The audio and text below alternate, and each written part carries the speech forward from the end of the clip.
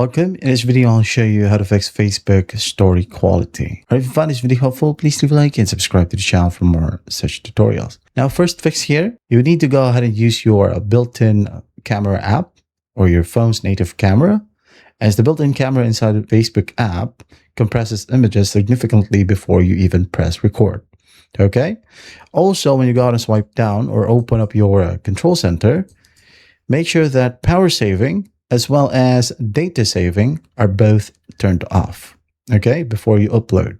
Now, once that's done, go ahead over to your Facebook app, okay, open it up, and go ahead over to the three horizontal lines, tap on Settings, Settings once more, and then we're going to find Preferences right here, and in this section, we're going to tap on Media.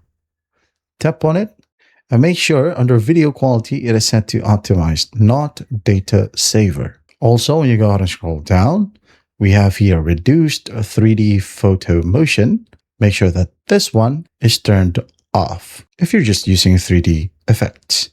If not, you just turn it on. Okay. So after that, just force close the app once more, open up Facebook. Now upload your story.